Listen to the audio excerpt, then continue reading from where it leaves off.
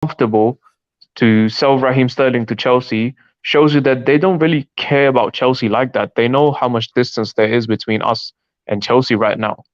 Yeah. And obviously, they also respected Sterling's wishes to join another club, be closer to home because he's a London boy. So that's all fine. But yeah, that's all I Yeah. have to say, man. I'm still a bit heartbroken. I'll be so honest. Said if I came to preach, man, you're preaching the gospel, man. There's somebody in the comments went like, "Wow," as was you were talking, man. Certified, oh no, safe, not certified. Certified did not come with the Bible. It was maybe certified to come with the Bible too. You're right, man. Safe, and I think certified. When we were in space, some Liverpool fans tried to slander. Raheem, remember we took him out.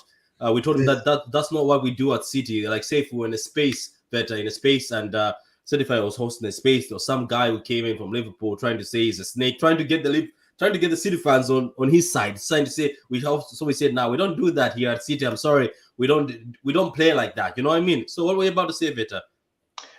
I mean, Safe said a lot of things that I just want to co-sign. The fact about Sterling while at City, and I mean, I guess it's pretty standard. If you're a City player, you don't quite get the ratings, right? You don't get the ratings from the EPL overall or media. He's definitely going, or he definitely has been an underrated player. I think the things that he's brought to the game, the things that he does on the pitch, has been undervalued, not recognized, and unappreciated. I think us as fans, yes, we're gonna move on, but I think it's gonna be very telling when we look on that pitch next season and don't see a player within our squad that brings what he's brought. And we've also seen it in past seasons when Sterling hasn't started and the game quite hasn't gone our way. But I'm sure within the group chats, we're all like, we need something different. We need to change. Get Sterling on the pitch. That's been very consistent. So he's going to be missed there. And I wanted to say this too with regards to the fan base, because I'm living a little more. I'm listening a little more within these spaces, and I'm hearing it too.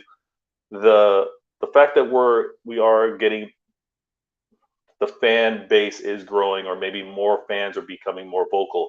I don't like how things are moving with regards to this mirroring rival fans and bashing our own, or ready to like dismiss our own. That's really hasn't been how we move. And I think we need to look at how Manchester City has dealt with Sterling. They didn't banish him to a different club. They actually kind of met his wishes. To your point, Patrick, he's going to Chelsea. Safe mentioned the same thing. He's going to Chelsea. We kind of did the best for both of us, the same way we've done it with our other great players that have played for us over the years. They've left on a free. It's been thank you, see you later. It's not quite on a free, but it's a win-win for both sides. And where Sterling fits for me is he's not that kind of like first first run of winning. He's not part of the Mancini run. Yes, he came in with Pellegrini, but even at the end of that, and he's grandfathered over with what Pep has kind of brought in, and he's been so consistent along the way. And one thing that I appreciate so much from him is he's a jazz player. He's a confidence player. He has tricks up his sleeve. He has the skills. That's a part of his game, and he's shown that. But coming to Pep, Pep stripped that from him, and rightfully so in terms of meeting within a system. There's so much more to Sterling, but he's done what's best for the team while here, and I've always appreciated that. And we need to. I'm dressed in black, man. I'm giving them. It's a bad day, but I'm giving the man his props. Giving the man his props. Yeah, let me read Also, these comments. Let me read sorry, this comment. just Sorry, let me just read this. yeah, go, Go go, go ahead. on. Okay, let me just read these comments because I think people are thinking I'm abandoning them here. So, okay, Jesus Christ, I don't know why my eyes. By the way, guys, don't like I'm crying. It's a sad day, but it's the heat. The heat is It's bad okay, man. at You a can point admit where you're You emotional can too. let It's it okay, out. nah, Patrick. man. It's See, okay. it's not like a, right now I'm about to write a letter to Brighton and say you're about to end my career. Kim doesn't want to let go of that Kokorela issue. She's been finding me everywhere saying you're gonna answer this allegation. So anyway, says big up. Good luck to Raheem Sterling. I would appreciate everything he's done for us, but I'm convinced he's scared of Alvarez. I don't think he is scared of Alvarez. I don't think so. Sometimes some players might be just given opportunity to the youngsters. Like he'll be like, you know what, I'm now one of the odd heads in this team. Maybe let me let these youngsters cook. I would rather take myself and go somewhere else and experience. But let's not forget he's a London boy. So same thing as Ake. Nathan Ake is being slated online by certain people saying, why is he gone? For me, yes, I know he promised us months ago that he's going to fight for his position. But after I have seen a lot of pictures online, I see the guy is a Chelsea fan. He's actually a Chelsea fan. So if the club is calling him, and giving him first name football. Yes, Daniel, he knows he ain't the guy anymore. Shame, but we move on. That intro by Dan. Yeah, the intro is good. I know the intro is good, but I decided to go all African. And the graphics are also going to go African. I want to embrace my African roots. So from now on, I'll be going African. So the intro is going to stay. It's going to be the house music. I'm a piano from South Africa, made by one of my friends. So I'm going to keep on that. Yes, Patrick. Okay, good evening. Nice shirt. Thank you, Charlie. It's the new shirt. And somebody said hi there. Okay, Tulam. So I'm pretty sure talking about the tea. Patrick is not a legend. A legend doesn't go to rivals in the prime. He is a cult hero. Maybe that's what he's trying to say. I'm going to give that to Certify in a few minutes, and I'm pretty sure Certify is going to give you the answer why he's a legend. It's been a hot day today. It's supposed to be 28 degrees on Monday. Patrick, what number is on your shirt? It's blank. This one is blank, but I have a white shirt which came, was it 4 to 5 months ago? It's got Haaland, number 9 at the back. When I took the risk, part of me certified and safe because Veda also in the group. When I posted it on the group, I was sweating when some of you guys started posting that number 15. I was like, my God, what if I flop with this number 9? But at the end, I was like, you know what? Screw it. If he wears 15 and I'm wearing number 9, I don't care, to be honest. But yeah, I'm let's happy be honest, when I saw though, that number 9. yeah, that number 9 was always his. Also, just quickly, in terms of the financial side of things, like I get that it's not just good business. I think it's incredible business from City's side because you have to remember, Raheem Sterling was on 300 grand per week on City's books. So Yeah. that 300 grand per week is off the books now with immediate effect.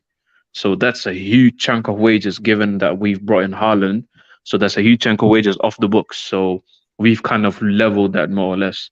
And also, if you look at the overall deal, 47 or 50 million roughly, 50 million pounds is what we're recouping for him.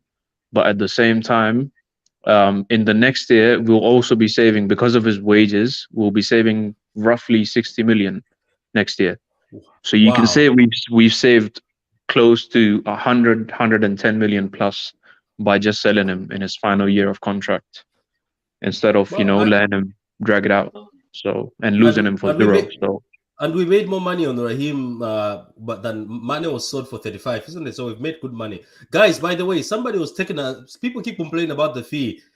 I'm just gonna say this to you guys. I think we're just gonna remind you that maybe because some of us are very nosy people, and that's why we ended up opening a YouTube channel just to be nosy. Is he's got 12 months left, and 12 months left is very crafty because if Raheem wanted to screw us over, let's say if he just wanted to do something bad to us, he could have said, okay, now let's say Chelsea say, oh, we're not paying 50. Raheem could have gone to City say, okay, I'll stay here to January. In January, guess what? You are going to be looking at amounts of 15 million, like 15 million, 15. Yeah, that's what you're going to be looking at. And yeah, and then all of us were going to sit there like, oh, how dare he does this? How dare he stays to January? How dare he goes on a free? Yeah, in January he could more or less sign a pre-contract with any club in Europe, and we couldn't have done anything, and we would have just had to sit there. And even if he's not performing, he'd still be earning 300k per week. So I think from the club's perspective, I think there's a lot of mutual respect being shown here from the player side, from the club side. They respect him, they regard him, they respect his wishes. And at the same time, he also recognizes that his time at the club is done. And, if he's not really guaranteed game time and if he wants to be the main man at Chelsea, he can go there and do that. So I think all around it's a very nicely pulled off deal if we look at it. Now, Nathan Ake is slightly different to it. So obviously you'll get onto that later. But yeah, in terms of Sterling, from just the financial side of it, I think I'm really satisfied with how it was done and tackled. Veta, before I continue reading these comments, would you like to answer Daniel on this? Because I know you've got a stream at 2:55 a.m. today, or 2:50 a.m. No, that's tomorrow. That's tomorrow. Sorry, I'm on my phone. Oh no, Yeah, so no. so he says, Veta, I miss your watch-alongs during the stream. You know what? I haven't. I don't plan on doing the watch-alongs, but I do have the one-on-one videos that I plan on dropping. I'm gonna be recording it this Sunday. So yeah, they'll be back. They'll be back for sure. Okay, cool. So singing the blues, says Patrick, you do all your graphics? Absolutely mint that intro. Yeah, I do them, and it's quite funny that I have Veta, how many now? 7 intros. I can't land on one. I had one intro I used to love when I started YouTube, and guess what? Some United big YouTuber decided to take the intro. So I was using the intro like for a month. Then one of my friends is a United fan. He said, Patrick, do you know that somebody has taken the same song you used in the intro, because we're using the same software? So I used to have a nice intro showing everything. Then he took the thing. Then I remember I just said, you know what? He's bigger than me. It doesn't matter. He's picked it. It even looked weird. No hating. It looked weird with his intro. Then I just gave it up. So this South African intro will stay, and I'll just continue adding graphics to it, and I'll add a bit of African vibes to it. I'm just gonna go all African now. I think putting hip hop or rap, or not from Malawi or from Southern Africa or any African country, I just thought about it. I was like, you know what, I might as well embrace the African side. So look, George says, hi guys, is it true Raheem is coming to Chelsea? Yeah, he's going to Chelsea, right? He's going to Chelsea, George. He's all yours if you're a Chelsea fan. He's all yours. That's the reason why we're here, and some people are in black and black as Veta, and as you can see, there's tears coming out of my eyes automatically as I'm speaking. Anyone in the chat going to the sign-ins event tomorrow? Safe and certified. You guys are in England, isn't it? Yeah. Are you guys close? Are you guys close at all? Yeah, I think I'm gonna go. I think I'm gonna go tomorrow, but it's first serve. You have to be there basically really early. So if you don't get there, I think they're just gonna turn you away. So there's not even any. Why don't you go now, certified, and sleep there? Take my 10. Hey, bro, I got a 10 as well, man. That's it. Man, I did that for FIFA back in the days, man. I was like 21 years old. I remember that time FIFA was lit. FIFA was serious. Not now. Now I don't give a shit, to be honest with you. Like these days, I don't know why I bought the PS5. Veta, I think gaming and me, we are going towards different ends. I think I have to find a game that suits me. I just leave it now. Like I used to play that thing. Now it's just sitting there collecting dust. So yeah, bro. FIFA, Veta, Assassin's Creed, I was also on the queue. The console, you know, when you first get it, you show a lot of affection towards the console when you're like taking care of it. Now it's just sitting there collecting dust. It's just there. And it's a decoration piece. Yeah, I feel like you need the time, man. You need the time and you need the people to play with, so it's tough. Yeah, that's so true. What games are you playing yourself, Veta? Because your name is Veta Games. I saw your FIFA. Oh, by the way, please go see Veta's FIFA streams. They are entertaining. It just came up at work. It just certified. Go and just see your man is listening to reggae music, and it's just I know we're getting derailed, but let me tell you real quick because it's a funny story. So I don't know how this YouTube algorithm works, but I appreciate it and I love everyone that's subscribed to the channel.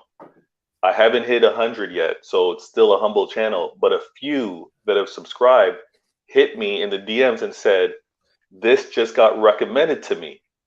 And it was a little collage that my boy made, because when I score goals playing FIFA, I have a celebration. I say "Bob in your net," right? So yeah, I know. Yeah, that's what I was. So a few of my subscribers got recommended this video, and so I'm just getting hit up. When you see it, you'll know exactly what it is. But yeah, it's jokes for sure. It is entertaining. I don't know why you stop them. Like certified and safe. If you get there, you just watch it. It's entertaining. It's It's just I don't know. I just said there, I was like, why am I still watching this? You know what I mean? Like it made me laugh, and we just said boom in the neck. I was like, what the hell? Anyway, Yeah, it's entertaining. It's go and entertaining. subscribe, man. People, man, go bet games. Subscribe. Obviously, subscribe to Patrick's channels, man. Come on, man. Dude, come on. It's only quick. Yeah, Man. get the man to 100. Get the man Come to on, man. 100. Let him be a centurion. You know, get him to 100. Centurion. Get him to 100. Exactly. So anyway, yeah, like I was just gonna say, bro, quickly. I agree with what Safe was saying before, that about like I feel like some of our fans, and I said this before, there on my space and Safe. I know Patrick was there, and I said, listen, our fans, man, I feel that some of our fans, not all, but they didn't appreciate it. I feel like we kind of kicked out. Well, not we, because I wasn't part of it, but I know there's some of the other fans that would try to kick. Do you think it's such a anger deep down inside? Because I was angry last week. Remember, not speaking on space. I was actually angry and jealous and pissed off, saying, "Why is he going to Chelsea?" So most of the things I said last week were anger, but I think it's more anger. What do you think, Certified? I feel that those people that would kick it, like what they were saying online, they were trying to kick him out of the club, kind of thing. They were saying, "Oh yeah, this player's better than him. This player's better than him." You know, and saying about Raheem Sterling. Obviously, I don't think he really cares too much about social media. But if you're a City player, you're working 90 minutes, you're working hard for the team, you're trying to take the team to new levels, and you've been such an important part, and you're not feeling appreciated. Like, this is what I'm saying. Some of our fans are doing at Edison right now. I wouldn't be surprised if Edison was like, yo, you know what? I don't need to be here. I can leave. And these players, they don't need to be here. They don't need, they've got offers. They're playing at the best team in the world. These guys are going to have offers. They're going to have offers. You see how quick Sterling has left. If Edison, people might want to banter Edison. Edison becomes available tomorrow. Trust me, there will be a lot of top teams in for Edison tomorrow. So at the end of the day, 100%. So we've got to appreciate what we've got, instead of that whole thing of being like, oh yeah, he's a tapping merchant. Oh, he can't finish. I did also say that. Out of my no, but listen. You you see, for me, I'm admitting it's anger. So I think everybody, it's anger. Me, out of my anger. No, that's fine. But you know, Patrick, when we do it, we do it as banter, and we know what we're doing. Yeah, so I've noticed some people take it seriously. We're never like serious, or we're never like disrespectful. And obviously, like, listen, even if I say something about my players, like I criticize them, I think no one's sort of, vulnerable to criticism. Everyone can be criticized, including the manager, because at the end of the day, we want the best for our club. We won't criticize if they're winning, but, things happen in football. Football doesn't go according to plan all the time. So when things are like slightly off, it's natural that reactions come out of us. At the end of the day, we have emotions. We're not robots. So we also criticize players. We get angry at them. So I think that's just normal and natural. Why I totally and 100% agree with G Certified is, listen, another problem I have is, listen, I get this whole notion of, firstly, that don't get it, like he's going to a rival. I already explained it. Chelsea are not our rivals, and if the club is happily selling to them, it's not like he's ripped up his contract and just gone to Chelsea and be like, oh, I'm a Chelsea boy now. Like, he's not done that. It's been a very well dealt with deal from all angles. And then secondly, like Veta mentioned something, and JC Certified also mentioned it, like at the time we don't really appreciate these players enough, because you have to remember, in Pep's era, he has been the second most goal scoring and in terms of goals and assists for us. And that signifies, I'm not saying it's all down to like GA solely, but it does signify a big chunk of what it means to us and what he means to us as a player. And lastly, a lot of these fans that I'm seeing right now that are just, on his case, they wanted him gone 2 years ago. They wanted him gone last year. They wanted him gone this year. Now that he's actually gone, you should be happy. Why are you mad? Why? What's the anger for? Like, do you not see? Like, that's the problem. Like, if you wanted him gone for time, you should be happy he's gone. Forget all of this talk about, oh, he missed chances or this or that. Forget it. Now you're purposely doing a prop and just calling him a snake and calling him bad and just rubbing out his career. What's the point? Because And sorry, no, it one hurts. second. If it's painful, it's painful, man. No. Listen, losing a player and football is closely tied to emotions, whether we like it or not. It is painful to lose a player, to lose a game, to lose in any sort of manner in terms of football. Even if a transfer doesn't go to plan, we are all sad. It happens. It's totally natural, and it's okay for us to feel a certain way about it. But I'm just saying, you have to remember, if we don't respect our players in our most successful era, this is not a good look on us as a fan base, because you have to remember, we're not Real Madrid. Yeah, when we have 30 plus league titles and 14 Champions Leagues, they can hate, they can afford to hate. You know why? Because they've had legends walk through the doors. They don't respect Bale, they don't respect Ronaldo, because they've had players come in and out of the club before, but they have won for them and they've gone in and they have been established. Now we've had a long sort of era where we weren't really winning or dominating. We were doing all right as a club, but now we're actually dominating. We're creating this. This is legacy we're talking about, and the players that are helping us create this legacy, if we don't respect them, will not be looked well upon. It's just simple as that. We're not Real Madrid. We are Man City. We should be proud of these players for what they're creating for us. And that's just how I feel. Like, I don't feel like we should hold them in the highest regard. Obviously, some players will be above others, and that's totally fine. But when it comes to players like Raheem Sterling, and now that he's left the club, I just want people to show him a bit of love, you know? Like, it's not much to ask for, and I think he's earned that right. There's a comment here. It says maybe exactly what how you feel safe. It says Stan is like a Man City. Okay, Stan was like a Man City in a person. He faces criticism and hate wherever. So big up to Raheem. So basically, Singing Blues says Raheem is like Man City. If Man City was a human being, that's what Raheem is. Wherever he goes, he faces criticism. I think he's talking That's right, about you know. England. He's talking about when he goes to other stadiums. So what do you think, Mr. Don? I see you've just joined us.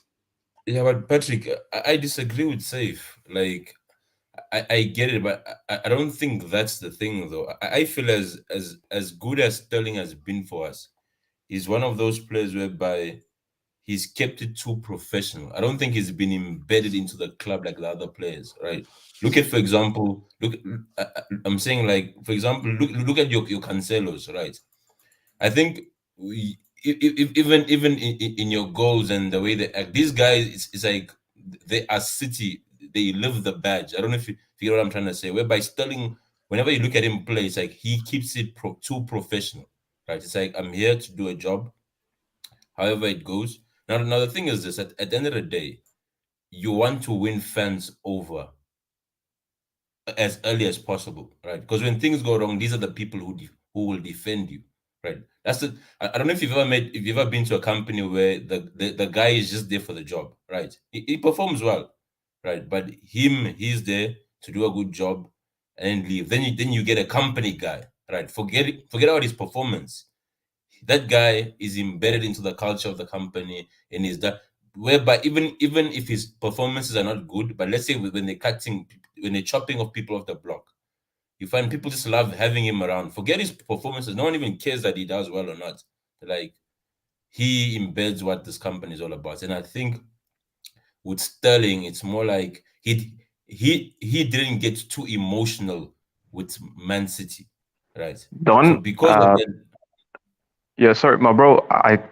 You know what? Yeah, I agree with you on that, and I agree with you because if you're saying that he wasn't really like, as you say, he's not like someone like a Zinchenko who goes up to Yes. the camera or says like he will die for this club, and Yes. he hasn't maybe, you know, tried to win the fans over, or have the emotional connection, or tried to like make it out like that, and he's been too professional. I understand what you're saying, but at the end of the day, do you know why that is? I think it's become his style because he was so hated. So he's lost the entire sort of will to be loved, or will to just, you know, be cared about in that way. I think he's just lost out, or just, you know, mostly just given Yeah, up on but I trying to think fight to win, because you remember this guy and the childhood that he had, and the young in his young years he was in a very rough environment at Liverpool, And at Liverpool, it was very tough for him. So leaving Liverpool and coming to City, obviously, because people made it out like it was a money move and everything, and he's money hungry. The abuse he copped for years, it made him just low profile. So he never really, was able to. Some people are just not that expressive. I'm sure he likes the club. At the end of the day, he stayed with us for 7 years for a reason. Like, if he did not really believe in us or liked us or anything, he could have left at any time. I get all of that right, and I think that the thing is though is that comes at a price, right? We've had players who are not expressive. Look at your Vinny's or your Fernandinho. These are not guys who go every week in the media talking or whatnot. But you could see these guys were you could say these guys are City through and through. I don't know if you get what I'm trying to say, right? And then so now the thing is, no, I get what your point is. You're trying to say like his heart is maybe not 100% in it. So but what it is safe, bro.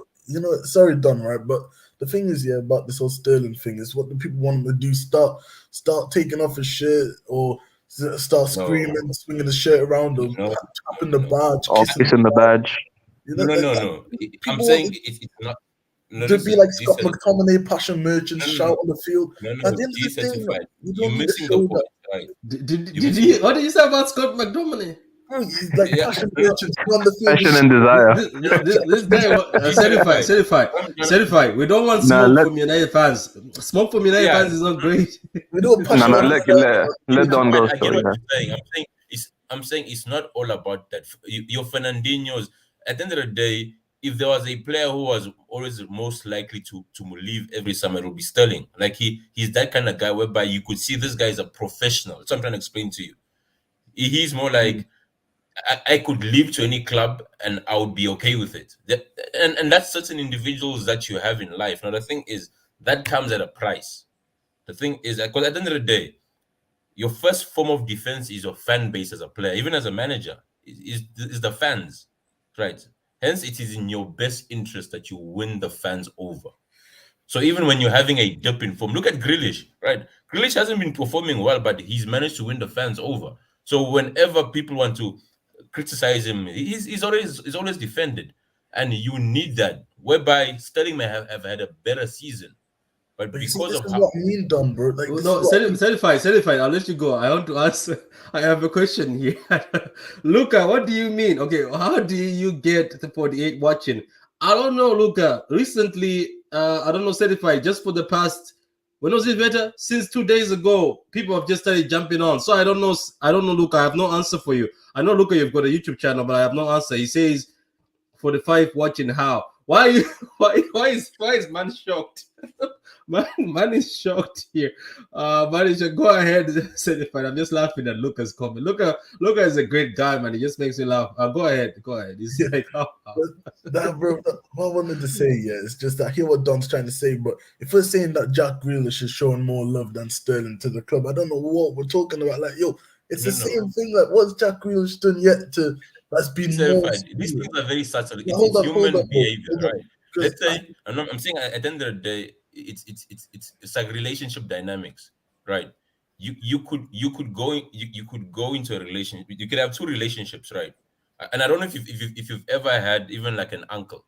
You have an uncle who doesn't do much for you, but just the vibe that he gives off, you're more attached to another uncle who does too much more, but you feel as if he's a bit that connection isn't there, and that's what I'm saying. It's just humans how they are, but at the end of the day, it all comes at a price. The price is the more favorable you are to people, the more they're gonna defend you, regardless of how bad you do, right? So now, that's just the price of trying to be like, no, But at the end of the day, I understand most players today are like, no, you know what? I'm a professional here. I'm here. I might be here for a time being, so I have to keep to myself at times. And good. I'm saying all at your own cost, and this is the cost.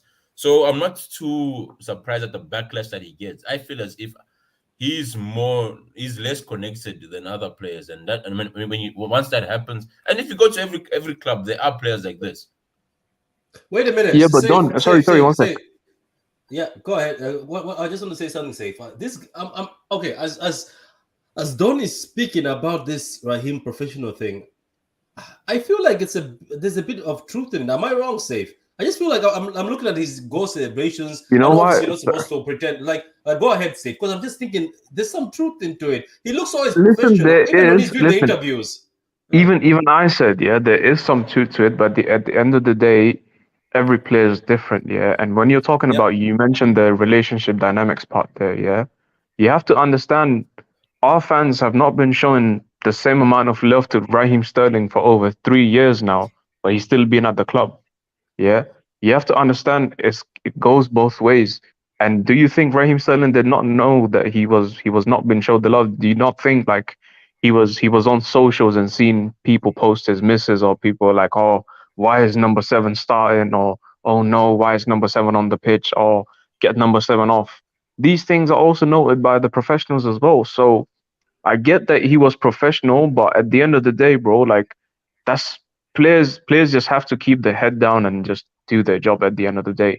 He was trying his best. Obviously, did not work out the last 2 seasons, but you can't tell me like if you think like it's not gone 100% from his side into like investing into our club, like emotionally, and from like a perspective that maybe some other players like Fernandinho and like company did in a certain way. The same way we did not invest in Sterling as fans like that. I see more love for Nathan Ake than I do for Sterling, and Nathan Ake is only someone that is loved because Pep said, "Oh, he do not make a bad face because he's on the bench and he's always smiling." Like, what are we That's the doing? truth, Are we though. just No, no, no? but That's what I'm safe. saying. But Let's put it this way, right? I feel as if Sterling is one of that guy whereby and it's a mindset. It's good, and it's a good for a player, right? He believes that he's good enough to start every game, right? Now the thing with that is when you're playing for a for a one of the greatest teams, right?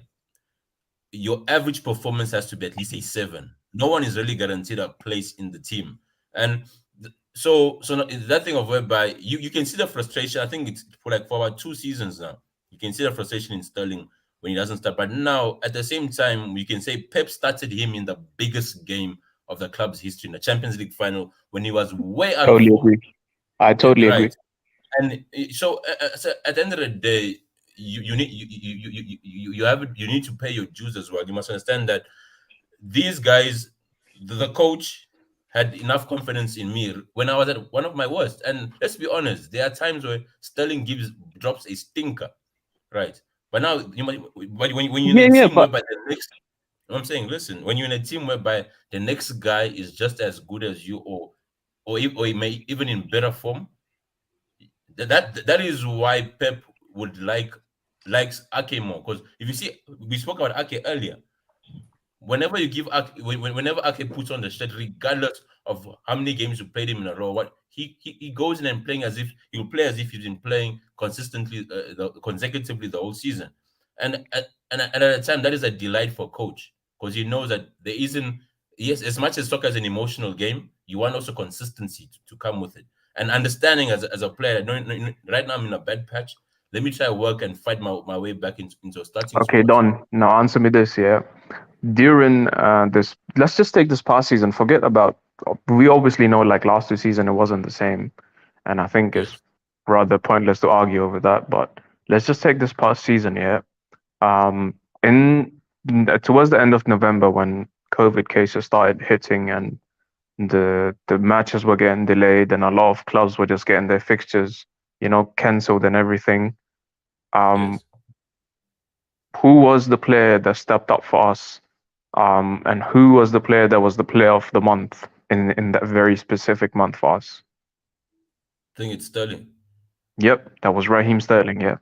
Now, Yes. tell me, the problem is you have to understand this is the consequence of depth at the same time. Yeah, and I'll get to that in a second. Now, sorry, the comment just caught me off guard. Someone said, "Come on, Factors. man, don't do that." Factors. Not, please, guys. Safe. How many times should I tell these people? Don't bring Leon. It brings bad memories. I wasn't in a good No, place no, after listen, that. listen. I'll get onto it. I'll get onto it, but just give me this one. Yeah.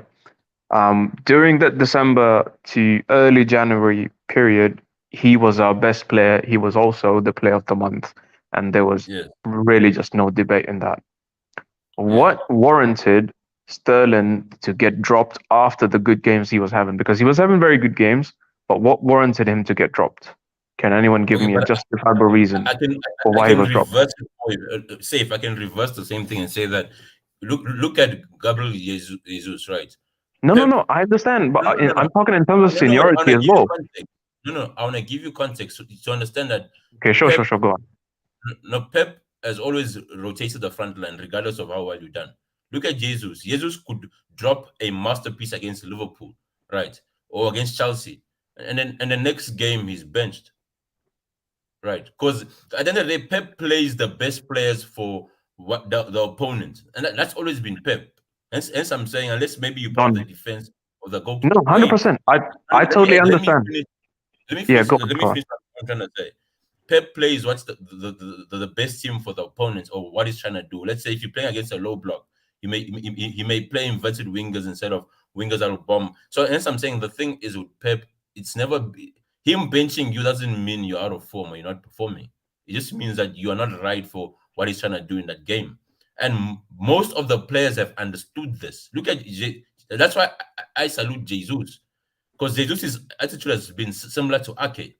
Whenever Jesus is on the pitch, I'm saying you hardly see that. No, this guy hasn't been Yeah, but playing. do you know why I disagree with that? Because Jesus is someone who we saved a career and made a career out of.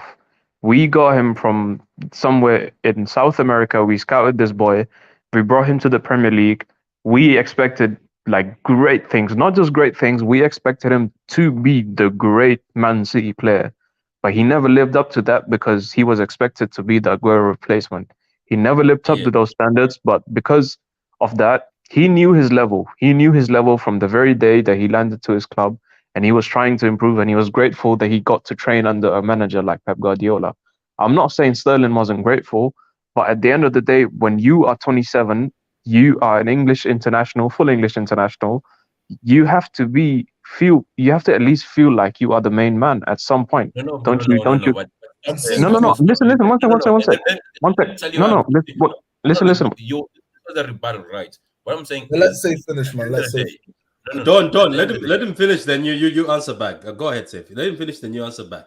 Yeah, all I'm saying is, at the end of the day, when you're 27 years age, like, right now he's going into his prime years. Yeah, these. I'm not saying he's gonna hit new heights ever or the same heights. Yeah, he might still do very well at Chelsea. I don't really care because there's Chelsea. I couldn't care less what a player does there. But at the end of the day, when you're 27 going on to 28, you're in the peak of your career more or less. Forget about the payday and everything. He's still getting the same money he earned at City, at Chelsea. You want it, you want to be the main man of a team. You want to be recognized. You want to get the minutes. Yeah, I get this whole point about rotation and everything. I get this that, but you have to understand. Yeah, Mahrez came in way after Sterling. Sterling has been here and he has been there. Sterling and Kevin De Bruyne are two names that have been there the longest, longer than any other City player under Pep Guardiola. but Yeah. if you're missing the point, that's what I'm trying to explain to you. The thing is, when you say you wanna No, be no, the no. main But man, no, I'm getting to your no, point. Your point is, yeah, your no, point is what you're trying to say is Pep does not care about form. It's dependent on the game and the opponent. no. He picks the Listen, players you according must to the opponent. listen. So That's you not can be in the that's not best of what I'm forms, but you can still get benched. and you know No, That's what? what but you're say, saying, right? listen, say, For England let me sake, land. What it's I'm trying to either say get is this, right? on. Certified. Just sorry. Just give me a moment. The thing is, when you want to be the main man, you must understand the caliber of the manager you're dealing with. Sterling can't lace the boots of some of the players Guardiola has coached, and that's the reality. He's coached Robin, he's coached Ribery, he's coached Messi and Iniesta. You're not good enough to be the main man, and that's the side point we have to deal with. As good as Sterling is, for Pep to be guaranteed a spot, you must be of a certain caliber of player, and those players are once in a lifetime players, whereby even them Pep could bench. So you must understand that at the end of the day, the dynamics change based on the manager you're dealing with. If you're dealing with a smaller manager, to him you're like wow. Hence, don't get off that England hype.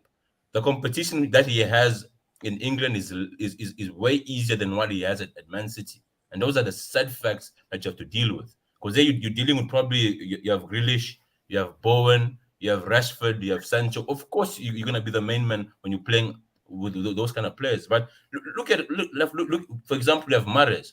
Mahrez was, I think, our best winger last season. But Yep. you might find out that he had the same minutes For as 2 Sterling. seasons now, really. Yes, but what I like about Mahrez, he fights for his spot. You understand? But acting like Sterling doesn't fight for a spot. That's the thing. That's That's what I'm saying, though. I'm gonna need a spot. I'm gonna need to talk after you guys. Yeah, go on. I'm saying fighting for his spot. Nah, At go the on, end of the Bear, day, man. Go on, Bear. you can't demand more when your output isn't as much as what you're demanding. That's like, for example, you're a salesman, right? You're not salesman of Yeah. the year. You didn't hit your targets, and you're asking for an increase. Now your boss will be like, dude, what the hell are you talking about? And that's the Okay. Another thing. Okay, can you justify dropping him or not playing him at all for 2 entire 90+ minutes against Real Madrid? Because he did not play either leg. Yeah. He did not play either leg. Let He didn't even feature in the quarters. Remember, he wasn't in the quarters until the No, he wasn't even in the quarters. Yep, he wasn't even in the quarters, really. Veta, go on. Let Veta. Yes, because of what? No. Let me answer your question. The reason I can justify is because Pep wanted to keep the ball. Come on, bro. Let No, Veta Don't let Veta go. Then you can go back. Veta, go ahead. Then Don can go back. So hopefully there's not enough. The noise isn't bad out here. Oh, Veta. 1 minute, Totally Veta. 1 minute, Veta. Commercial break, guys. In the comments, there's about 70 of you. It got to 100 of you watching, 90 of you watching. Like the video. Like we're giving you our time here. Like the vid, is free. It's not gonna ask for your credit card. So like the vid. There's about 30 of you or 25 who like the vid. Go ahead. There's 66 to 70, 80 coming in this. Like the video. These guys are cooking. Veda, go ahead. The mic is yours. All right. Hopefully the noise isn't bad. But this is, and I love Don Smoke's analogy around work. Right? Let's keep with that. Sterling, and he's at the company. He's one of the employees that was kind of there from the early beginning, and he's seen a lot of coworkers go. Right? He's like one of the last remaining people. And in terms of vibes in the locker room or vibes out on the pitch and wanting to express yourself, I mean, I've been working for many years I know the vibes when you're not really feeling it. Not that you're not going to be professional, but you're just not going to be partying and going out to the bars with some of the men. And what we've seen in terms of the pitch and his celebrations, he's kind of choosy. He hasn't done it all the time, but for the fans to be more Grealish, more Sterling, I mean, Grealish is the new toy. Grealish is like, quote unquote, one of the English lads, right? So we can see the differences there. With regards to Sterling now, and him and his professionalism, him playing for the club and what he's contributed. One thing that I want to shoot, kill, and die with regards to this narrative in Champions League. We're not blaming, and I hate seeing City fans that are blaming us falling short against Chelsea as to Pep choosing to start Sterling. The emphasis really should be Pep thinking that he can have Gundo be on the pitch. Like the emphasis was, I think I can control most of this game, and the threat that Chelsea has isn't as threatening. That's why I'm going to have Gundo on the field versus the move to have Sterling on there. So this narrative, because I hate it from our fan base saying, if Pep never put Sterling on this, we would have won a UCL. Stop that. That wasn't the strategy that was really the reason there. And Sterling has been the player that has been different from many other players on our pitch and within our rotation. And what he gives us is very different from what Mahrez does. What he gives us is very different from Jesus. So don't compare the guys. Don't compare the players in terms of like shutting down Sterling or justifying why he is not needed, because they serve different purposes. What I've seen, my two eyes, is I'm seeing such a different energy and farewell for Sterling versus Jesus and now versus Ake. And in terms of output, what player has meant more to the club during his tenure? Oh, It's been Sterling. so Veda, sorry for stopping. So you were seeing a different type of energy towards Raheem, yet Ake and Jesus are getting a free a free pass, isn't it? I have seen the Jesus one. I called out somebody. I was like, why is Jesus having a free pass and Raheem is being you're stepping on his neck? And I'm not saying crush Jesus and Ake. That's not what I'm saying. I'm saying let the guys have a nice farewell. Bye, thank you guys. But the energy's been so different. You also don't forget, like listen, whenever I look at a lot of City fans, they bring up, oh, but look at the Leon miss here. They've held that one too hard. And I get they've held that one too hard, but if you really look at that game, tactically it was way off. Starting a back three of Eric Garcia, Fernandinho, and Laporte, who just came back from an injury. Your man loved Garcia to the end, didn't he? He loves Garcia to the end. Isn't that guys? Have you guys looked at Garcia from a distance? Isn't that Pep's son? Because my God, your man loved him. The guy was I willing. don't know what the love was for. Was But willing to give out everything for Garcia. Yeah, but also no, but also if we look at this year, forget Leon. Yeah, Leon happened, Spurs happened, whatever happened. Forget all of that. Let's look at this year. Yeah. Against Real Madrid, home and away, Sterling did not play either games. Fair enough. Sterling does not have to hold the blame. That's totally fine. We had crazy amount of firepower in our attack. We were dominant in both legs against Madrid. But what was the Achilles heel against us? Like, what was the one thing that held us back from finishing those two ties? It was what? Our finishing. Yeah. Was Raheem Sterling responsible for the end of those chances being missed by Foden, Mahrez? He wasn't on the pitch. He wasn't on the pitch at all. That's what I'm saying. So you know what I mean? Like this, we cannot just pick and choose and just hold on to memories because someone missed an open goal. Because at the end of the day, we know that we have problems all across our front line, not just not being clinical. At the end of the day, Sterling had 13 goals and 7 assists in the Premier League, so he's putting up double figures again. So I'm not saying he was pivotal, but at the end of the day, he was still part of the people that contributed to our title win. And he came on in the final game and he changed the game. Fair enough. I agree that it was the right time to leave, but I would just like a little sort of less revisionism on him because I feel given what he done for us, I get that obviously, like, listen, he wasn't the most passionate guy. He never really put he's a guy that, wears his heart on his sleeve. He just says it like it is. You guys remember the interview he did when Liverpool were like winning the league? Yeah. Yeah, he said next year we're not gonna allow them to do this because we're so pissed off. And then did you really care? He's like, I didn't care. Do you see what I mean? He said he puts his heart, he wears his heart on the sleeve, man. He said it like it is. He said, listen, we and as a club and our boys will be hurt and we will come back for the Premier League next year. Yeah. And they did that. So fair play to them. Listen, he cared about the team spirit. He was great with everyone in the dressing room. There was no problem. In my opinion, that's one of the role models in terms of being a model professional on and off the pitch. Yeah. He was a great example to all of the youngsters in our academy, all of the youngsters on the team. Yeah. Even they have been quoted to say that even in the England camp, they look up to him as a role model in terms of how to act and how to go about football on a professional level.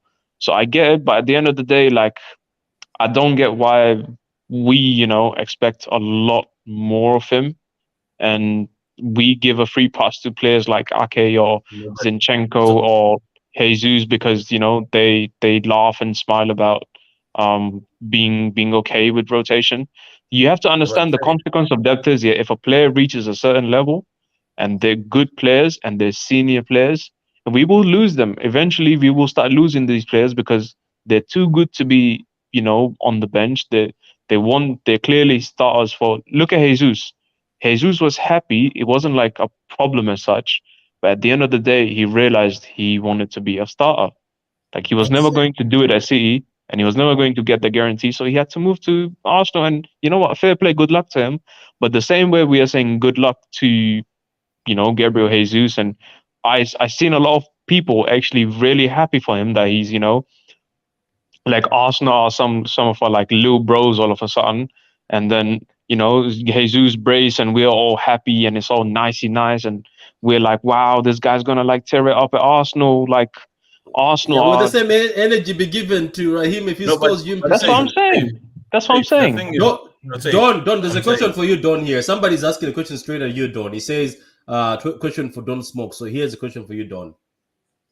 It says, would you rather have a player who does his job or a player who loves your club regardless his performance? So he says, would you rather have a player who does his job and just does his job professionally, like Raheem, obviously does it at a higher level, or you want a player that just loves the club regardless the performance? I want both. I'm saying that it doesn't have to be either or, right? At the end of the day, you want someone who loves a job, but also love the thing is it's more like enjoy where you are for as long as you're there. It's like that thing of whereby do what you have, do what you have to do with what you have wherever you are, right? So that's why hence I always salute Pep. Whenever a player doesn't want to be at a place, Pep allows them to leave.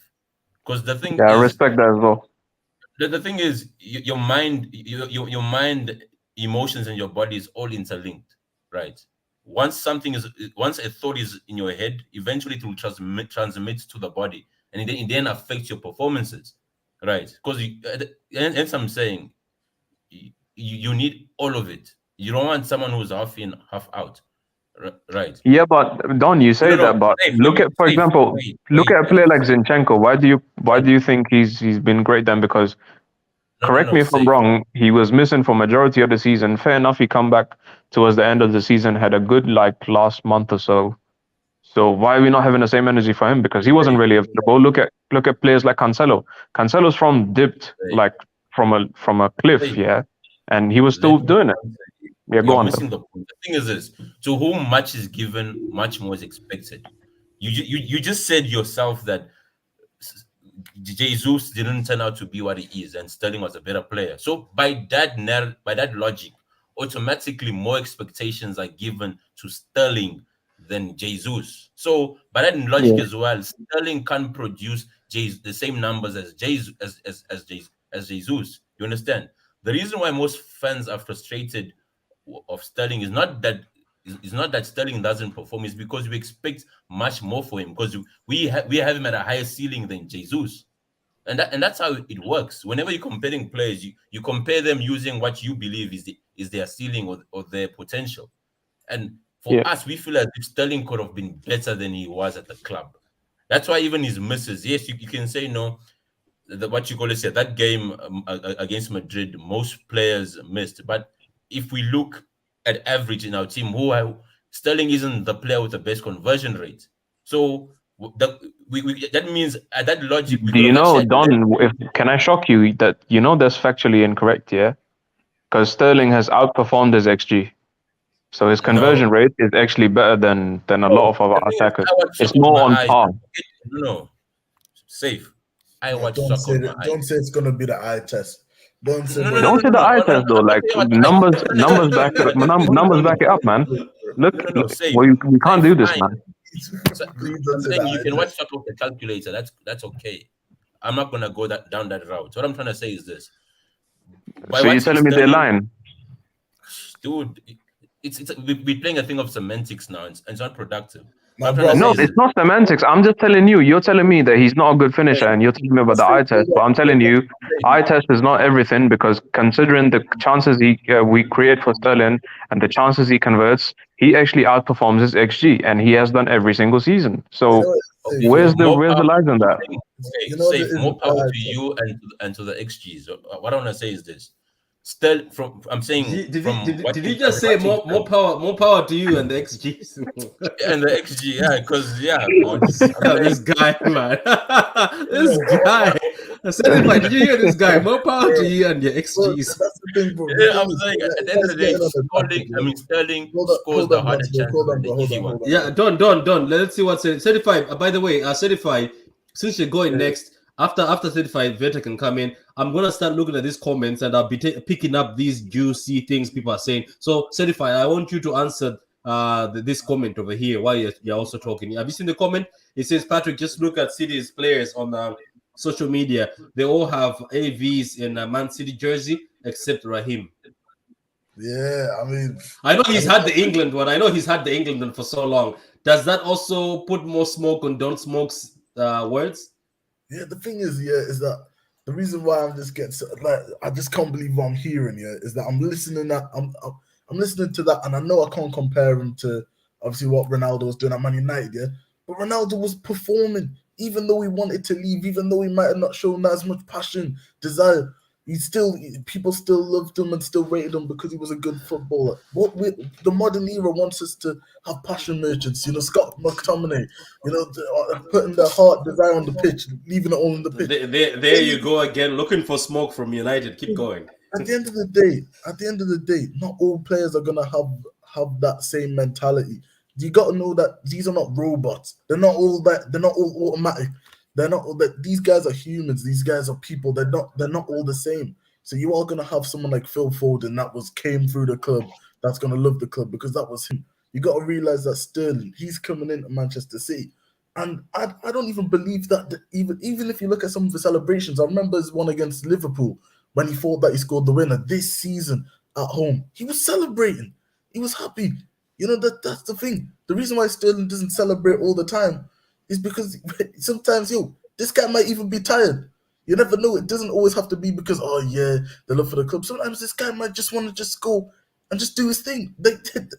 I think we're over-analyzing Sterling. 100%. This body language reading, psychology, therapist stuff that we do as fans, I'm not with, because we never know. And to G Certified's point with regards to celebrating, without Sterling, we don't raise the title this year. Without Sterling, we don't spark the amazing greatest comeback, right? So let's all remember that. The first person, watch Gundo slide, do his winning slide after scoring the winning goal, running to the fans. Who's the first person in his face? The first person in his face was Sterling. Like this reading celebrations, whether you're here for the club or not, dead that. It's how you perform and it's where you are for the team within the game. I think another part with Sterling and why he isn't ecstatic with some of the celebrations. Yeah, you see him like pump his fist or run to the crowd, but a lot of times when he's not ecstatic, he's maybe missed a couple or two chances prior, or he's had a mistake and then he scored. There's been many games where he's had opportunities. He actually should have maybe scored 2 or 3 times, but he came through the game with 1 goal. And you can kind of read that like, man, I scored, but I should have had one earlier. We look at the game where we put 5 against Wolves, and he had that. For example, right? He had that run where he missed a chance, and then minutes later he's able to score. I think he scores the 4th or the 5th. So that's where we just need to be really careful with that, because I think we run with a few narratives to kind of justify our position with what we think. Vet, have you seen this comment here? Have you seen this comment, Vet, as you're speaking also? Somebody just said Sterling is the only Man City player left at Man City who gave 100 goals. I'm a Chelsea fan, but I think what he has done for City, regardless the less love he felt, you should not complain. So somebody says it's one of the players that has given us 100 goals, and regardless that way some people are not showing him love, we can't complain. Do you agree with this, Veta? Sorry, just before you go again, you have to remember, yeah, like this is one example, yeah, but I can give you 1,000 examples where, listen, the Chelsea fans, yeah, a lot of them are haters as well because they didn't want Sterling, because you can say they sort of, have different sort of bias, or because they had Eden Hazard in the past or whatever. I don't care about that, yeah. The fact of the matter is, a lot of the players, yeah, if you go around the league and you were to ask, yeah, how good has been Sterling for Man City, I guarantee you every single one of them will label him an important player for Man City. Every single one of them. Every single one of them will tell you how good of a player he has been for Man City. Every single one. 100%. 100%. But, and to that point, Safe, though, what's also very telling is when you do have those honest rival fans, right? Obviously, when he's an opponent, they're going to trash him. They're going to point out they're going to nitpick and point everything out. But when the players are now on their team and they now step back and they actually they shine and show what's quality of the player, that's what comes out, and we're seeing that. And I love listening to it in the spaces now with fans that were against them and now recognizing, or always recognized, but now telling of the talent that he is. 100%. This Sterling narrative, I don't think will ever die. Unfortunately, it's probably going to carry over to him over at Chelsea. I just want our fan base, and I love this channel, True City Fan. We're all City fans. I love for not necessarily to police, but I like that we do have fans that are going to be a little less of that kind of bandwagon and negative narrative that needs to happen. We can say bye to him without throwing shots at him. Yeah, I think the sorry, just quickly. Go on, bro. Yeah, the only other thing is, I would say, sort of, I kind of agree in terms of his legacy and in terms of the respect he sort of deserves. Safe. Again, I found another comment. I know you're speaking, but I want you also to keep this in mind. I don't know Yeah, if go you on, can go see on. them. Are you on your phone? It says Patrick Raheem has played more minutes than Mahrez ever since Mahrez came to City. Yet Raheem is crying about game time while Mahrez is fighting for sport. As you're speaking, also, I want you to just answer this particular question. I want you guys to be answering this. So go ahead. Yeah, I'll answer that. Answer that. Don't smoke. I'll find one for you. I'll find one for you too. So go ahead, Safe. No problem. Yeah, in terms of that, listen, at the end of the day, I think I sort of agree in the sense that, he will never get the respect that he deserves or warrants, because you have to remember, Premier League is very tribal. Like there's lots of, like you can't go to this club, that club, or you can't play for this club and play for that club.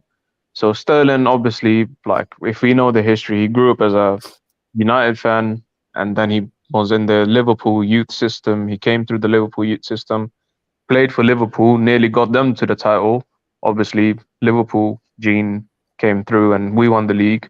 And then he joined City, and now from City, he's had a crazy successful career, and now he's gone to Chelsea. So that's 4 big sort of English clubs in there, which means that he's always going to be the player that divides opinion.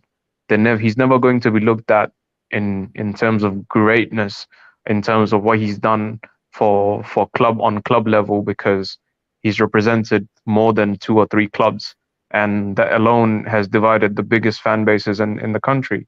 Now getting on to the point about the whole the minutes point. You have to remember, Sterling can complain, but a lot of other players also complain. Cancelo, you remember, after his first season, regardless of how he was doing, he was complaining about his game time. Laporte was seriously planning on leaving after complaining about game time. Bernardo was set on leaving after complaining about game time. Gundogan this year was not happy, and the reports came out that he might not renew because of not having consistent game time. Jesus left because of not getting consistent game time. There's plenty players, bro. Like Foden does not have consistent game time. Like he's getting benched, but at the same time, someone like Mahrez, you have to understand, bro. Like Pep reinvented Mahrez's game. Do you understand this? Yeah. You have to understand, when Leicester is a very, very sort of tough place to exit from. Yeah, look at Maguire. They had to pay. They had to pay like what, 80 million for Maguire. The fridge. Yeah, blood. They were looking for 85, and but you know what? That was Man United's fault, because City struck a deal at 55 to 60, and they came in and outbid us. So go keep going. Yeah, but I'm just saying, so look at that, yeah, and you have to remember, at least 2 to 3 seasons prior, every single summer, or every single window, he would get linked to a club. He would get linked to Chelsea. He would get linked to Arsenal. He would get linked to City, and City were eventually the club that actually got him after paying £60 million. Yeah, and there was a very tough deal to do, because even then it wasn't really looking likely, and all of a sudden something finally came to pass. They finally agreed on a fee, and he joined us. So after he joined us, his first season wasn't great, and I think he's accepted his role because he knows that Pep will play him in a lot of Champions League games, because the games are very open. And you see still now, yeah, the thing with our rotation and our frontline rotation was with striker, without a striker. Mahrez does very well because he holds onto the ball well. He does something. But even Mahrez has frustrating games. Can you tell me that Mahrez does not have frustrating games? Of course he does. He does. Yeah, yeah, of course he does. And in games, there has been times where we've been like, you know what, sub Mahrez off, put another option on, or bring someone off the bench, like just change the game or change that. So listen, Sterling might have started more than Mahrez in overall minutes, but Mahrez was the guy playing the more important games. We can't really, forget the context to that because if you look at the PSG tie, Sterling did not touch the pitch for that. It was Mahrez. Mahrez pretty much carried us through. So this has been cooking for 2 seasons. We can say that. Yeah, because yeah. This has been cooking for throughout the time when we go to the finals, Raheem did not take part in any important game in the Champions League. That's what I'm saying. Yeah. So you can say that Sterling has had more minutes, and you can factor that in because it's the league games. But the bigger and important games where you sort of count on your senior players, the go-to player has been Mahrez because he's been given a lot more trust. And Foden. Yeah, so you can't tell me that if Raheem Sterling or if Foden and Mahrez are the two players getting the most game time and the biggest and most important games in City's season, that a player like Raheem Sterling, who's been at the club longer than both of them, cannot complain about game time. No, but of course he's going to complain. No, safe. When you say that, I don't think it answers. The thing is, what I'm going to ask you is this: is it justified? Is the reason justified why the other two get more important games than Sterling? No, it's not 100% justified. He could have easily played a lot of those games. Why? Okay, why is it not justified? Because the thing is, trust has to be earned, and trust also. The thing is, trust is it fluctuates, right? Remember, listen, I get the whole trust factor, bro. But at the end of the day, like, was he not performing when Pep did trust him? No. But it was the same with Mahrez. They were all in and out of form, though. This is what I don't get from people. No. The thing is, don't be the thing is, we shouldn't be disingenuous, right? We have the gift of hindsight because these are things that have passed, right? So the thing is, when with Pep, the thing with Pep is the type of guy whereby you have to earn his trust to play in. It's like playing in the midfield for Pep. Not everyone gets to play in the midfield for Pep. Even if you're a midfielder, he first throws you out wide. Then when you prove yourself, but that does not apply to the attack. The attack was a simple philosophy, and the philosophy was whoever's scoring goals stays in the team because we don't have a number 9, so it's necessary for a goal scorer to be there. Safe. I think you don't understand Pep. Pep is not just about scoring goals, right? The reason why I but that's his own words, though.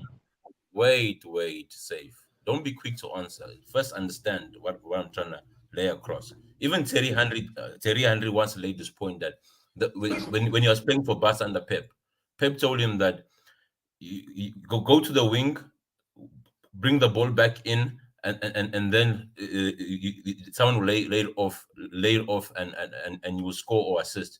Henry went against Pep's rules, right? Took the ball, dribbled a couple of guys, scored the goal, right? Everyone celebrated. At halftime, Pep took him off. And then everyone was like, why? He's like, no, he didn't do what I told him to do. In Pep, it's not just about scoring goals, about assisting. It's about following Pep's instructions. And if you don't follow Pep's, so hence I'm saying the thing is, forget about goals and assists when it comes to Pep. The reason why Pep loves Jesus is Jesus, as much as he wasn't the best, he follows what Pep instructs him to do.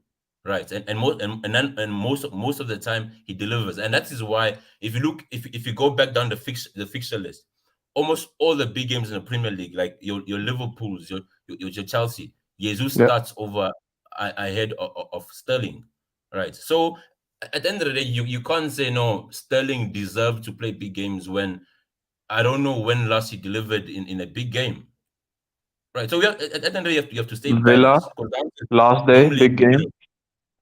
Come again? Villa last day, big game. How did he not deliver? He did, but he came off the bench. When you come off the bench, the purpose is to make an impact. And that's what he done. He made an impact. There is no telling that if Sterling started, we would have scored. Because second half when he came on, the Villa players were more tired, which allowed him to run in. So we have to look at everything as a whole, not just certain things that Yeah, we but see. Pep also has the same frustrations with Mahrez as well. You have to remember, like we've seen clips and we've seen during the games, like there's been moments where Pep is just furious and absolutely just yelling and shouting at I Mahrez agree with during you. games. The Like it's thing not is, like Mahrez no, 100% follows the instructions as well, and I it's not like agree. he's like tracking. He doesn't track back like as well as Jesus did at times. So you can't tell I me agree that there's with no you. problems there either. But at the end of the day, No. it does come down to like Same, Pep's preference and same. obviously what he demands. I get that. I I'm get that. saying But you don't have to bring down one player in order to bring up another one. That's my no, point. I'm not though. But I'm just saying like That is what it's the same. Pep treats the same for everyone though. Like you're saying, Sterling did not deserve it, but I'm just saying like if when Mahrez did start and when even though Mahrez was trusted in every single big game of the season, Pep still had problems with him. Even during those big games, he would be like shouting and yelling at Mahrez like, "Oh, go do this or yeah. go do that," and don't lose your man on the counter. Like he would be telling him those things as well. So it's not like one attacker problem versus the other. It's just how he treats his he just very demanding from his players. So that's just how it is. I'm just saying if you have a player with you for 7 years, sometimes a player that's been with you for 7 years wants to believe that you can actually trust him and he wants to be actually given a lot more game time. Not that we have actually got a number 9 in. I think Pep could have easily given him game time guarantees. That's how I feel. I don't There's know a No, about no, you question no, guys. here. no, Guys, no, no. there's a question here. There's a question here. I'm gonna give it to Certified. Certified. Somebody just asked, Red Devil Studio, how you doing, man? Hope you're doing well. Guys, in the comments, I am picking up comments with questions because there's a lot of comments. I'm sorry. I know I usually read all the comments, but there's about 80 to 190 of you watching, and you're commenting so fast. It's going so fast on this screen. I apologize, guys, in the comments. I'm trying to pick comments and I'm trying my best, but Certified, there's a question here. Will Sterling score more goals than Haaland? Nah, he won't score more than Haaland, man. I don't. If he scores more than Haaland, then that I don't know. It's I peak, don't know. isn't it? It's gonna be peak. That's peak, man. If he scores more than Haaland, but what I will say about Sterling is that I do think he will score. He'll score probably more goals than. It's very hard. It's very hard to say. I wouldn't say out of the wingers. I think Salah Son might score more, but I think he'll be out of all the wingers in the Premier League. I think he'll be the next one there. He might actually outscore our wingers this season. To be honest, he might outscore our wingers because He obviously usually does. Doesn't he already outscore them while he's at the club? he Or it's already only has. but when Yeah, he Mahrez did outscored him. It's both only this seasons. season. No, Well, but yeah. Certified. I think you have to put context in the sense that at Chelsea you won't have as much chances as you have at City. How do you know that? I heard the same thing about when he played for England. That he doesn't. No, I'm create. saying chance creation. I'm saying we can Yeah, look at but chance bro, they said creation the same No, between thing. the but two clubs. no, there's two ways to look at the chance creation thing. Yeah, the people say the same about Jesus to Arsenal that he won't have the same chances at Arsenal as he did at City. But you have to remember if you have a player like Jesus in your team, you also have someone to create for because that player is always looking for the ball. He's making the runs in behind. He's the sort of the creative outlet. So your creators by default have a bigger outlet to create more. So it goes both Which ways. creators? It might be that they don't create as many chances, but at the same time, they've added someone who they can create more chances for. Because Sterling, if you look at Sterling, I look at him, look at for example like a transition system under Tuchel, and I think this is why he will work very well under Tuchel is because if he really adopts to Chelsea's system, and if they get the right players in and the right profiles in, imagine Sterling in a transition team, bro. Like those transitions and him making those Yeah, runs in the half space or just running in behind. That's trouble. That's trouble for a lot of other you're not teams. But counting the fact that there will be misses. That there will be misses. The thing is, at of City, course he will Sterling miss. may have He's finishing has always been suspect, bro. safe. Wait.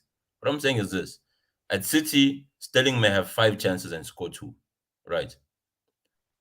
At Chelsea, all he may get is 2 or 3 chances. Yeah. So hence I'm saying that Yeah, but we don't know if he will only get 2 or 3. We don't know that. We'll have to see. Because creativity is something that we can't really predict after he No, goes into that team, because you have to, because that team is dry as hell right now. If we're going off last season, I can tell you right now, Sterling just won't work at Chelsea. But Chelsea are having a whole sort of different team, next season. So we don't know what their creativity is going to be like. Let's be real about that. Saying, no, safe. The core of the team is still the same. The midfield is still the same, right? What we don't know is the defense. At the moment, the attack is still the same. So now, whenever you're analyzing things, you can go off patterns, right? How did you perform last season, or your last X amount of games? What was the pattern? And the pattern was most of the times they chance creation falls on their fullbacks. And Chelsea fans have been crying about this the whole season. So we can't pretend as if we weren't here last season to see what Chelsea's concerns were. And so of course we know. Of course, I'm telling you, if we're basing it off last season, then I can 100% agree with you that he will struggle in that system because they don't really create as much as us. No team in the league creates as much chances as us in the league. So it'll be entirely different, and he might only get like 2 to 3 chances, and he misses a couple of them, like the Chelsea fans, the proper Chelsea, they'll be on his case. So I totally agree with you on that. But at the same time, we cannot 100% predict what their system is going to be like because they get new signings, and if they get those players in, I expect them to play a lot more attacking brand of football because they'll have the players to do so. If obviously they limit him and if they don't use him to his strengths, bro, let's be realistic. You don't care. I don't care. Patrick doesn't care. G5 doesn't care. What we really care about is our team and the fact that we, at the end of the day, we walk away with that, like 3-peat at the end of the season. That's what we care about. But listen, at the end of the day, we all, it's a nice discussion we're having on Sterling still. At the end of the day, he was still our player. I get he divides opinions and I get he's leaving now, but it is what it is. Sometimes a player does come in and he divides opinion, and sometimes it's also the right time for them to leave. So just a consequence of multiple things, consequence of depth as well.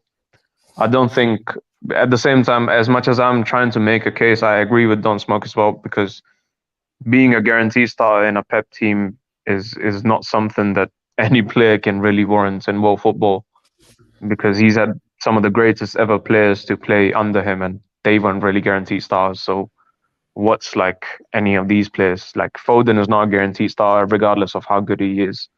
The only 2 guaranteed starters I can think of in our team is like KDB and Edison. So keep it safe, man. Even Samuel Eto'o, man, he soon left after Pep, obviously for other reasons, but Eto'o even left. A lot of these players that left. So let's just get real about Sterling. Listen, obviously with Don Smoke, I hear what he's trying to say, and I do agree with 100%. But I just don't agree with the angle, like to say that Sterling hasn't been good enough because he hasn't, or that he hasn't been as. I don't know what else we would have really wanted to expect from him. I know he's missed a lot of big chances, but I remember Sergio Aguero missed a penalty as well in the Champions League. Obviously, Sergio was much clutch for other things that he did, and obviously Sergio Aguero is the biggest legend that our club has had.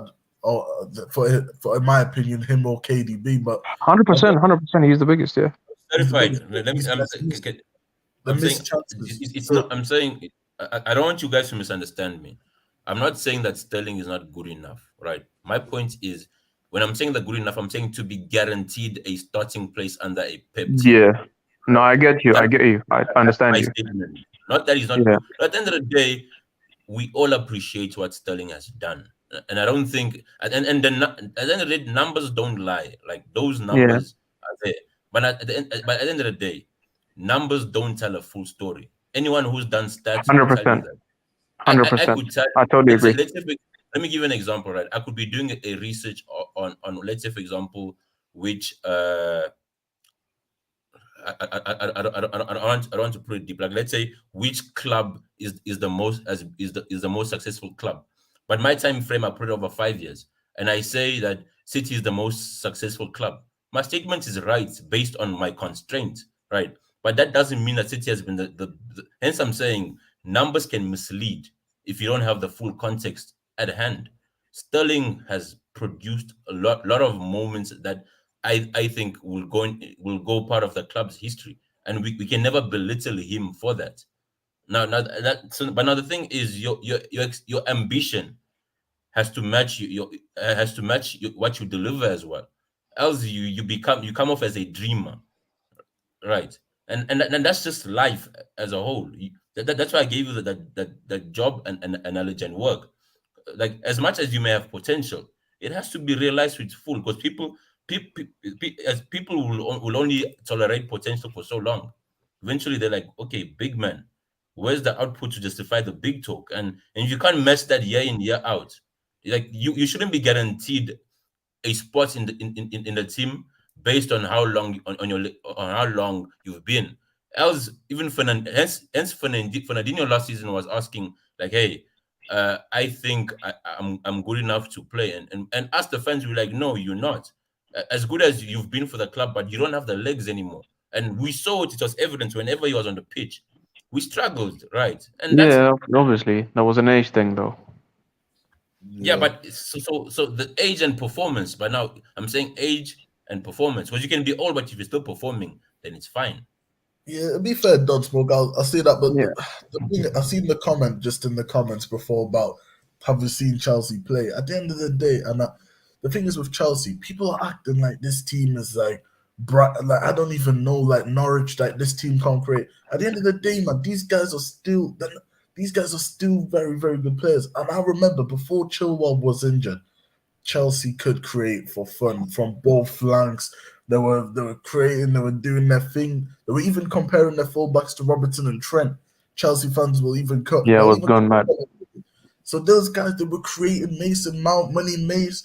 Obviously, you had the other guys there, Jorginho doing this thing, and now people are saying that there's no creators. At the end of the day, if you give those chances that Pulisic, that Ziyech, that Werner missed, especially Werner. If you give those chances to Sterling, yeah, I think just the back post tapping. If you need somebody just to be there at the back post, he'll be there. And the thing is, what people realize with Sterling, people might think that Sterling doesn't create chances, but he creates chances by being in the box for himself.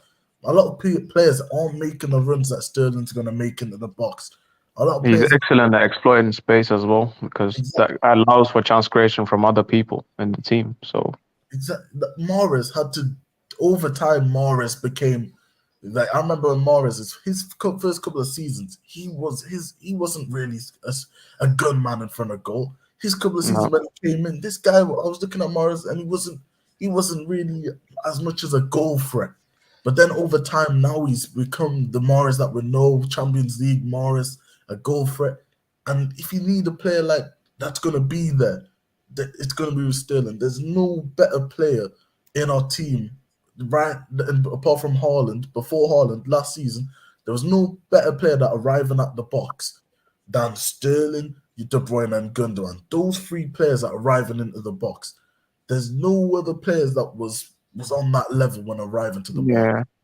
So And yeah, to be fair, like none of our finishers have been clinical, so we can't even say like he was the one who wasn't clinical or whatever because it was like a collective sort of problem and it was never really solved. But at the end of the day, as Don said, like obviously 7 years time, if 2 seasons did not go well from the five, fair enough, we have to, respect him and appreciate him for what he done. But at the same time, when the levels drop, you need to sort of evolve and move on. And I think that's what's happening at the club because you have to remember the way we've been functioning for the past few years, especially, has been very ruthless. If Sergio Aguero, perfectly capable, I know he had that heart issue after going to Barcelona, but that's also only hindsight.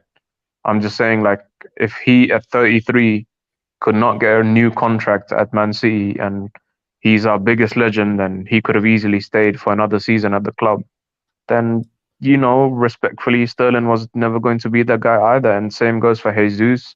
Same goes for Nathan Ake. Same goes for Zinchenko if he decides to go this summer. So I get the ruthlessness part. I get it. At the end of the day, it's sort of football, and I football think doesn't the really, part, wait for. no, I'm saying safe. The path which most people don't talk about address is the wages that Sterling was on. Now the thing is this, right? No, we addressed that. I addressed that. He was No, on no, no, 300K per no, week. no. Let me put context into it so you understand when I'm talking about it, right? He's on 300,000 a week, second best player, right? Now the thing is, when you give him a new contract, you can't give him lower than what he's on. Now you must understand that you have other players in the team, right, who are like, they're waiting to see what happens, because how much, because what happens there determines it Yeah. determines the tune for other players. It's more like, okay, for the past No, 2 I get years, in terms of like upsetting the wage structure and everything. Listen, I get that, but at the end of the day, you have to understand, yeah, the club not was wage actually structure. happy. No, the club I was know. actually happy to give him a new deal. It was him, it was Sterling that decided that because he's not getting guaranteed game time, that was his sole reason of deciding to go to Chelsea. So money wasn't the issue. We were giving him the money that he was asking for. It was just that we were not giving him the game time that he was asking for. So money wasn't even the issue. But I do get No. your point in saying Yeah, that the money if has Sterling, come if out you to put 3K, 2,000K, isn't it? So safe. The money is the same. but at the same time, yeah, like I totally get Don's point, because if you start giving Sterling 350K or 375K per week, the same money as De Bruyne, there's gonna be players in the squad that are gonna look at it different, bro. There's gonna be problems because people are gonna be like, Mahrez is now due a new contract. You'll be like, what's this guy done more than me in the past couple seasons to earn that wage, and I can't get that? Like, so I get there's create problems, and this is why I talk about the ruthlessness of it all. We have to be ruthless, and I think that from a footballing perspective and the club's perspective, it's the right decision, right time. So you have to take the emotion out of it when you look at it that way. But obviously, we're fans, so emotion is sort of natural. You get used to seeing the players for so many years at your club. It's natural to just have the emotional connection to it. Yeah, there's a comment here. Somebody say Chelsea got to the final with 8 players and 9 players not even there, but they were struggling to score. So maybe that's why Raheem is going to Chelsea. Then here says Chelsea created chances. The problem was finishing. So it looks like Yeah, Chelsea they 100%. create, but they couldn't finish the dinner. They never really had a mad problem about creativity. It was about the finishing of chances, because Lukaku was a truck. He couldn't move. Havertz not really a reliable finisher. Same as Pulisic, same as Werner, same as all of them. So fair enough if they add Sterling. He's not a reliable finisher either, but he helps the chance creation, and also what he might help is he might allow for a lot of tap-ins. And if they get the right players around him, he will 100% cook. But with all due respect to the Chelsea fans, I couldn't give a fuck what he does at your club, because I don't care. Once he's yours, he's yours. The discussions we're having about him is his time at City and what he's done for us, and we're very grateful for that. That's all there is. Now that he's gone to another club, I honestly could not care. Yeah, it's time to split. Look, sometimes it's good to split up, it's good to split up with somebody. Somebody says, compare Sterling to Mahrez. Mahrez, the dude who sent City to their first UCL final. Mahrez also, okay. Okay, third So top what are we scorers doing, in man? the... Nah, let's not do that. It's at the end of the day, we did mention that Mahrez carried us, but did we not? We said about the PSG game, right? Yeah, The Mahrez carried us in a PSG game. Then we also said that he's also had his own time where he also, like, everybody has made mistakes in our I think team. everyone has acknowledged that he's been the best winger at the club for the past 2 seasons. I don't think there's any disrespect to it, Mahrez. I think we're just having a comparison because these were the 2 players competing for a spot. And we're just saying, like, obviously the manager has different expectations from either player, and some are treated differently, and that's just how it is. There's no disrespect to any of these. I can say this with my chest out, that if it was Mahrez leaving, we could have also been having a conversation here. People are saying, oh, but Raheem has clocked better numbers than him. You know what I mean? People would have switched on Mahrez too. Yeah, so, it actually looked like this summer that Mahrez could be the one to leave. Like, if Mahrez was leaving right now, I promise you, people's tone will be entirely different. So it's just the nature of football fans, man. Bro, you're being quiet. Go ahead. Yeah, bro. I was just gonna say, if Mahrez leaves today, what you'd see our fans would give him more of a send off than what we've seen for the day for Sterling. That's all what I'll say. All I'm gonna say is that I'm disappointed, man. I'm disappointed in the fan base for the way they've treated Sterling going out. I'm gonna wish him luck. And to be fair, I look at a lot of fan bases and I don't see too many, I don't see too many teams when they've had an influence like Raheem Sterling, when they've had a player like Raheem Sterling, give the disrespect the way that I've seen us give the fan base give Sterling I remember Mane leaving Liverpool recently. The amount of respect I've seen towards Liverpool fans for Mane. So it's just it's so disappointing, man, seeing this because for me, it's like a bit. It's like a bit ending. Yeah. The thing It's like is, even with Don I'm saying, Smoke, yeah. yes. With Don Smoke, yeah. This is with Don Smoke. I agree with some of the stuff that he's saying. So this isn't towards him, you know. Don Smoke has said he's gave his opinion. So this isn't to Don Smoke. This is Yeah, but he's just made valid points. He's actually having a discussion. The problem I have is with the fans who are just rubbing out his career and be like, "Oh, this is a fucking snake," or "He doesn't deserve the respect," or "He can go, he's a bad player," da da da, this and that. That's the revisionism when it's terrible. That's what I don't like. When we can actually have rational conversations, like me and G Certified here and Patrick's channel when we're discussing with Don Smoke, he's coming with arguing factors and arguing points that actually make sense. So that when we can have an actual discussion and discuss something and actually argue over it, it's a healthy discussion and a healthy argument is beneficial. But my problem is when the fans are just entirely just calling him a snake and just be like, "Oh no, he's shit," or "He's this," or "He's that." That's just don't do that, man. Like we are better than that. At the end of the day, if we don't respect our own, like it's not a good look on us, bro. It's simple as that. It's literally not a good look on us. People from the outside look at these things, bro, and it does matter because people from the outside looking in, when they look at us and they see like our player like Raheem Sterling, if he's given zero respect from our fans going out the way he is, fair enough, even if it's Chelsea, but we are happy to sell to Chelsea. So it's clearly a club decision. It's not like he's ripped up his contract and just, said like, listen, I'm going to Chelsea. That's been my club forever. And I'm going to join Chelsea tonight and fuck you, City. Like he's not done that.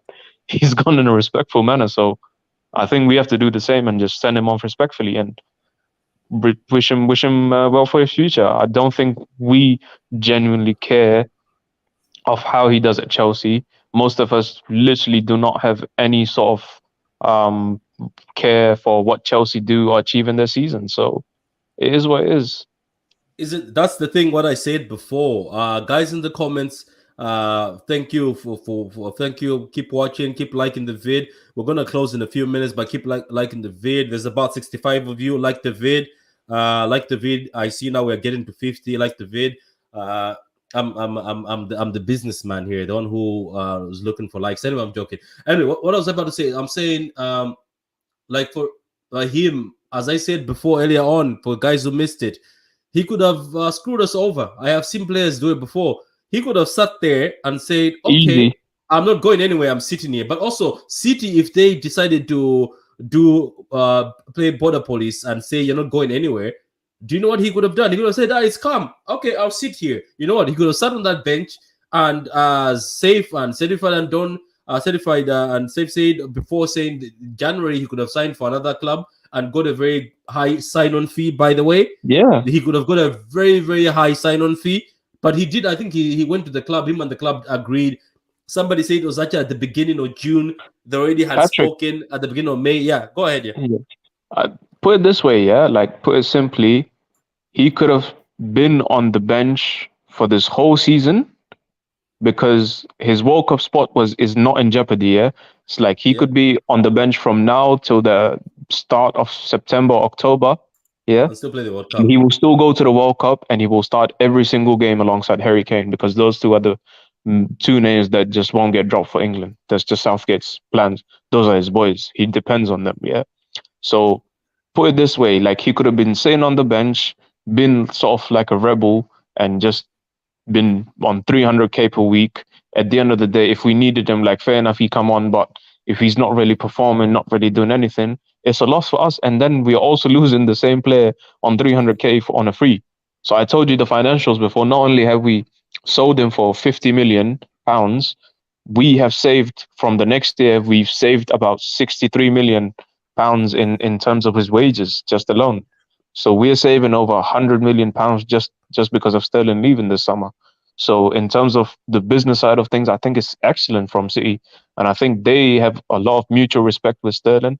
Sterling acknowledges that, it's time for him to move on. The club acknowledges it.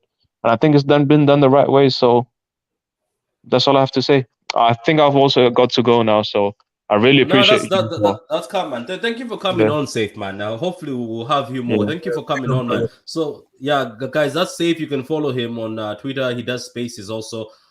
Any certified and done? Do you have anything else to say before we close up? Nah, that's been it, man. It's been actually just subscribe, man. Subscribe to the channel. Yeah, man. Subscribe to Patrick. He's excellent for hosting these live streams. I tune in a couple times as well whenever I'm free and I'm able to. So please do it, man. Like the video as well. So big up Patrick. Big up Patrick. Big up to you, man. Big up to you. Big up to you. More Shout out respect. to I want to give Cheeky, our director of football, a shout out, man. I feel as if the business of being able to sell 2 players who are going to the final year of the contract for around 50 million each. Yeah. Right. That's some very good business. Incredible business. Because most teams will lowball you and be like, no, you know what? We're gonna pay half, or it's fine, or we'll just wait for 6 months and sign a pre-contract. So I think, and hence I salute Sterling as well. As I said from the beginning, he's professional. I've never doubted his professionalism, and by him being able to do this move shows that he is professional. Put ego and emotions aside, and sit and be like, no, what's the best way forward, and let's solve it. Because as Safe said, most players will be like, you know what, screw you guys. I'm not going to my neck into the last 6 months, and I'll even get a signing on bonus. Because he could have gotten something like this as a signing on bonus, like 20-30, straight into his pocket. But he didn't. So I think we have to give him respect for what he's done. So at the end of the day, when it comes to farewells, I feel that's where you have to be professional. Put emotions. At the end of the day, we are human beings. A player will make mistakes, will miss. Put all. It's like it's almost like a funeral. You go there and you what you say is what you're gonna miss. Yeah, you put all your agendas behind, isn't it? I hate those people who come to the funeral and start gossiping about like bad stuff what somebody did. Like, give respect. I want to answer this. Says Patrick, the thing worrying me is that if we lose Ake, then we won't have black players in the first team. No, it's all good, man. It's calm. That has nothing to do with life. Don't worry about that. Don't worry about that. Yeah, we have Phillips, man. Phillips is half black. That's enough black for me. Walker and other people. Don't worry about that. That has nothing to do with you. You never know that another brother is gonna walk in. We're all good. We're all calm, man. Mbete signed a 5-year contract. Mbete might come through. Kaiki, Jack, who's tier 1 City, says Kaiki or KK or whatever you call him. Is it Kaiki? Delap and Makiti are going to have the chance to play for the first team. So Kaiki is a brother. So look, don't worry about representation. And we're all here at the end of the day, guys. Yeah, let go of that. That's suspicious. The allegations that Pep is yet to answer. Don't worry about that. It's so good out here. So guys, Patrick, do you guys realize that we saw players worth more than 200 million this season? Wow, that's a lot of money. That's a lot of money. So shout out to Tiki, man. Shout out to Tiki. So guys, man, I'm gonna end it here, guys. Raheem, okay. Raheem has done well for us. I just look at the stats on Twitter. What he has done is amazing. Not a lot of players at City have done that for City. And look, give him his flowers, give the man his flowers. Those tap-ins helped us. Those goals from outside the box, Southampton helped us. Bournemouth helped us. Don't forget recently Newcastle when Cancelo bent the ball. Remember Newcastle was so stubborn until Raheem made that run, and that's when we opened up Newcastle's cheeks. So Raheem did well for us. And if you want to see the importance of Raheem, I want you to go see the time when City this season were struggling a bit, then Raheem came back on form. He took us from being second to first position. Am I wrong? As soon as Raheem had form. Yeah. And also, please do not forget the Liverpool game at the Etihad when the title was on the line in 18-19. He was the guy who assisted Leroy Sané for the winning goal. Yeah, he did. There's a question here. Okay, so City have signed Phillips, they've signed Ortega, that's a keeper, and they have signed Haaland, and they've signed Alvarez. All these signings, Matt Flex, they're going to be shown at the Etihad tomorrow. I don't know what time it is, but they're going to show them at the Etihad. 1:45, I've just seen, bro. 1:45. Yeah, 1:45, though. They're going to show all the signings. Daniel, great stream. Thank you very much. Thank you very much, Daniel. But you go ahead, quickly, just to big up the comments, man. Big up everybody in the building, man. Big up to you guys, because listen, man, it's been a good stream, man. Getting the comments flowing, man. Next time we'll be back. You know, we'll have Gundalorian, he'll be back. Veta will be here. So, man, obviously, happy birthday to Gundaloran's obviously daughter as well. So, Gundo,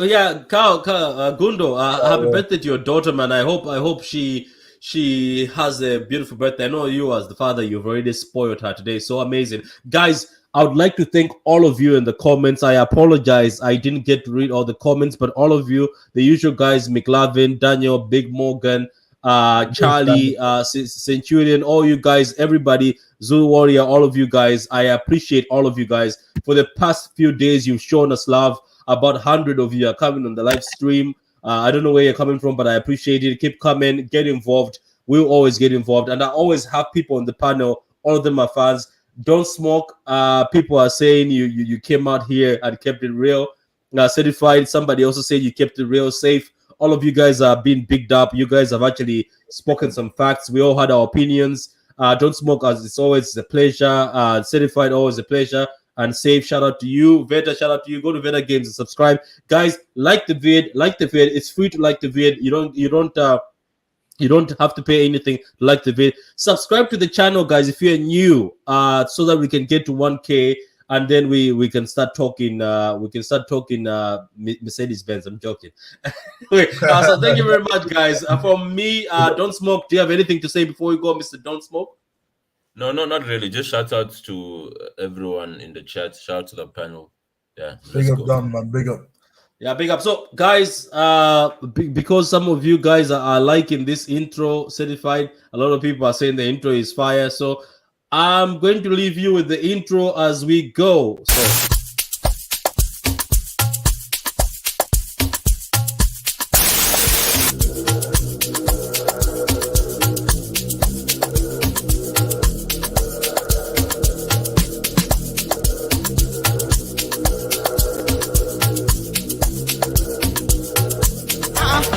Malawi, I'm boy.